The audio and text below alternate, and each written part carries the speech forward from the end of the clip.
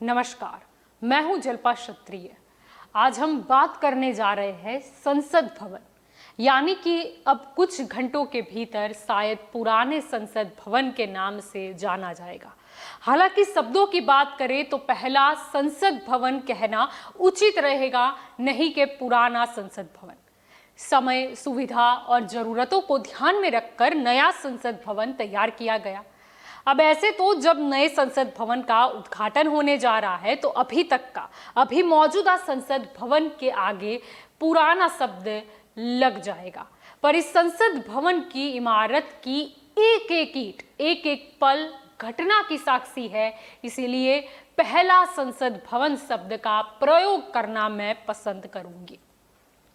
कई महत्वपूर्ण निर्णय, कई महत्वपूर्ण भाषण की साक्षी है यह पहले संसद भवन की इमारत। सत्ता तो आती रहेगी, जाती भी रहेगी, लेकिन हमेशा कायम रहेगा लोकतंत्र। इतिहास कभी नहीं मिटता, गौरवशाली इतिहास रहा है जिसे भुलाया नहीं जा सकता। जब यह संसद भवन बनकर तैयार हुई तब देश में अंग्रेजों की हुकूमत थी और इसका निर्माण भी अंग्रेजी सरकार द्वारा कराया गया था। तब इसकी आधारशिला किंग जॉर्ज पंचम का प्रतिनिधित्व करने वाले ड्यूक ऑफ नॉर्थ द्वारा रखी गई थी। दरअसल पहले संसद भवन का शिलान्यास 12 फरवरी 1921 को किया गया। पहले संसद भवन का उद्घाटन 18 जनवरी 1927 को हुआ था। उस समय देश में सर्वोच्च वायसरॉय हुआ करते थे और उन्हीं से इस संसद भवन का उद्घाटन भी करवाया गया।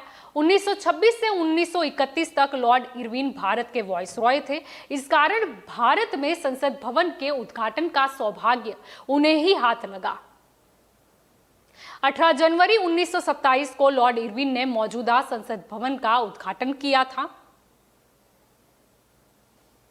तो आपको साथ में यह भी बता दें कि उस दौर में संसद भवन के निर्माण में 83 लाख रुपए खर्च हुए थे।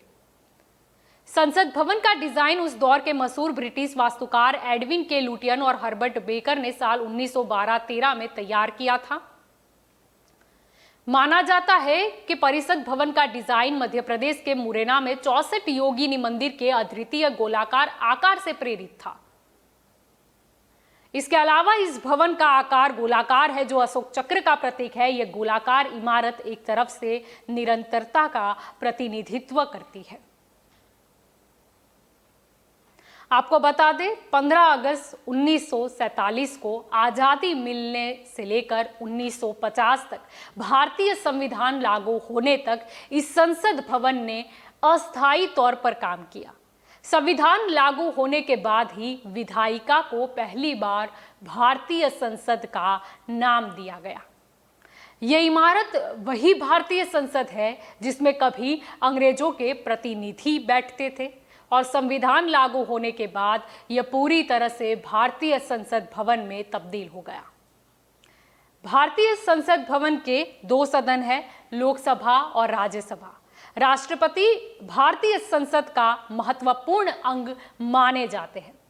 आपको बता दें कि संसद भवन 566 मीटर व्यास में बना था, लेकिन बाद में ज्यादा जगह की जरूरत पड़ी तो वर्ष 1956 में संसद भवन में 2 और मंजिलें जोड़ी गई। पहले संसद भवन की इमारत कई महत्वपूर्ण बहसों की गवाह है। यहां देश हित से जुड़े कई महत्वपूर्ण मुद्दों पर बहस हुई और कई बड़े कानून भी पास किए गए। संविधान में संशोधनों की लंबी प्रक्रिया भी इसी संसद भवन में तय की गई। भारत में कानून का राज स्थापित करने, देश कल्याण के लिए योजनाएं बनाने के लिए संसद का इस्तेमाल किया गया। यहाँ कई ऐसे ऐतिहासिक क्षण, कई बहसें और विधायी सुधार हुए हैं जो अब इतिहास के पन्ने पर दर्ज हो चुके हैं। वैसे अब तक देश में कुल 17 बार लोकसभा के चुनाव हो चुके हैं, जिसका गवाह यह संसद भवन रहा है। इस दौरान कांग्रेस की सरकार सबसे ज्यादा समय तक रही। बीच में जनता दल की सरकार बनी, लेकिन ज्यादा समय नहीं टिक पाई थी। कई सरकारें तो अपना 5 साल का कार्यकाल भी पूरा नहीं कर पाई, लेकिन यह संसद भवन अकेले खड़ा रहा, भारतीय लोकतंत्र की नींव को मजबूत करता रहा। अब शायद 18वीं लोकसभा चुनाव के बाद नए सांसद इस संसद भवन में न आए, लेकिन जितने सांसदों ने यहां शपथ ली है उनकी एक एक निशानियां पहले संसद भवन ने अपने सीने में समेट रखी है। लेकिन इन यादों में कहीं एक काली दुखद घटना भी कैद है। साल था 2001 और तारीख 13 दिसंबर। अचानक भारत के लोकतंत्र के मंदिर में गोलियों की आवाज सुनाई देने लगी। पाकिस्तान में बैठे आतंकियों के आकाओं ने भारतीय लोकतंत्र को अस्थिर करने की नापाक कोशिश की थी। जैसे मोहम्मद और लश्कर-ए तैयबा ने दहशतगर्द संसद परिसर में तो घुसने में कामयाब हो गए, पर देश के जाबाज जवानों ने उनके मंसूबे को नाकाम कर दिया था। अब नया संसद भवन का उद्घाटन होने जा रहा है। पहले संसद भवन से नए संसद भवन का समय के साथ बदलाव भले ही हो रहा है, जिस बदलाव की जरूरत थी ही, लेकिन अगर कुछ अड़ग है और नहीं बदलेगा तो वो लोकतंत्र है। देश आज संकटों से घिरा है और ये संकट हमने पैदा नहीं किए।